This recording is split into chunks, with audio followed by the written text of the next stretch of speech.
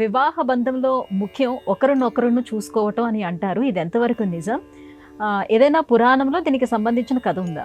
చూపులు కలిసిన శుభవేళ, ఇది కూడా మరి ఒక జంధ్యాల గారి జ్ఞాపకానికి సంబంధించిన శబ్దం.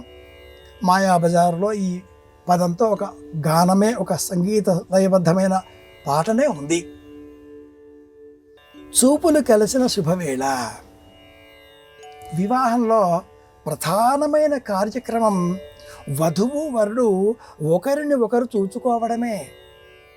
అఘోర చక్షు అపతిఘ్నియేధి శివాపతిభ్య సుమనా సువర్చా జీవసూర్దేవకామాస్యో నాశన్నో భవద్విపదేశం చతుష్పదే. ఈ మంత్రం చెబుతూ వధూవరులు ఒకరిని ఒకరు చూసుకోవాలి అంటారు. తెరసెల్లా అడ్డుగా పెట్టి చేతిలో జీలకర్ర బెల్లం ఇచ్చి ఒకరిని ఒకరు చూసుకున్న అనంతరం హస్తమస్తక న్యాయంతో ఒకరి శిరస్సుపైన మరి ఒకరు జీలకర్ర బెల్లాన్ని భద్రపరుస్తారు, రక్షగా ఏర్పాటు చేస్తారు. చూసుకోవాలి, ఈ భృకుటిని చూడాలి, ఒకరి కన్నుల మధ్యన మరి ఒకరు చూడాలి. ఇది చూపులు కలిసిన శుభవేళ. ఇది ప్రధానం. ఒకరిని ఒకరు చూచుకోవడమే వివాహం. ఒకరి చెయ్యిని మరి ఒకరు ఇలా పట్టుకోవడమే వివాహం. 48 సెకండ్ల పాటు ఈ చూపు ఉండాలి అని వేద ప్రమాణంగా చెబుతాం. 20 సెకండ్ల కంటే మించి ఒకరిని ఒకరు చూస్తే అది నేరం అంటుంది చట్టం. ఏ అమ్మాయినైనా, ఏ అబ్బాయి, ఇతరులు ఎవరైనా స్టేరింగ్ అంటారు. అంటే కనురెప్పపాటు లేకుండా తీక్ష్ణంగా తదేక దృష్టితో కన్నులలో కన్నులు కలిపి చూడడం అంటారు. ఇలా అని చూస్తే 48 సెకండ్ల కంటే మించి చూస్తే ఎవరైనా ఎవరిని ఏం కావాలి అని అడుగుతారు. చూడకూడదు. చూడడం కూడా ఇల్లాలు భర్త, అది చూపులు అంటే. పురాణాలు ఏమైనా ఈ విషయాలు చెబుతాయా? తప్పకుండా చెబుతాయి. మార్కండేయ పురాణం,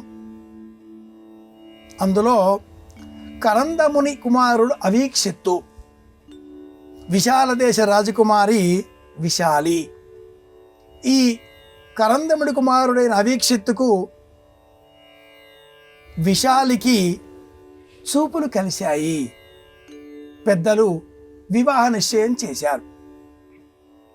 విశాలి ఒక ఏనుగుల గుంపు బారిన పడి చనిపోయింది. లగ్నం నిశ్చయమైంది.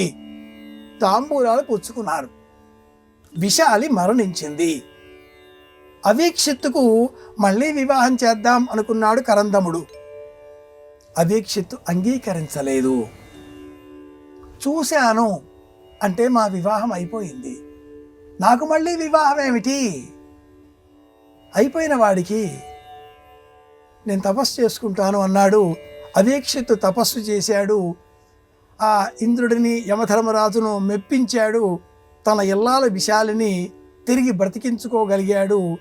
ఈ కథ మార్కండేయ పురాణంలో ఉంది. ఈనాటి కాలంలో దంపతులు వివాహం కాకంటే పూర్వమే తమ ఇద్దరి మధ్య ఉండే అనుబంధం ఏమిటో నిర్ణయించుకోవాలి. చూపులు చెబుతాయి. పెద్దలు నిర్ణయించే వివాహం నిజమే, కానీ ఆ అమ్మాయి, ఈ అబ్బాయి ఒకరిని ఒకరు చూచిన తర్వాత వారి మనస్సు వారికి ఏ భావాన్ని చెప్పి ఉంటుందో ఆ భావాన్ని సంఘానికి భయపడి కొందరు చెప్పరు, పెద్దలకు భయపడి కొందరు చెప్పరు. అలా దాచుకోవడంతో వివాహాలు జరిగి అనేక సందర్భాలలో విఫలమవుతూ ఉంటాయి.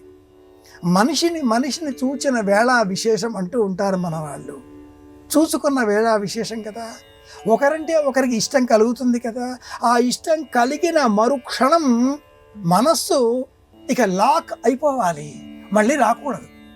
మళ్ళీ వస్తే విలువలేదు. ఇది చెప్పేది మార్కండేయ పురాణం. ఆ కథ అవీక్షిత్తు, ఆ కుమారి విశాలి. ఇది నేపథ్యం.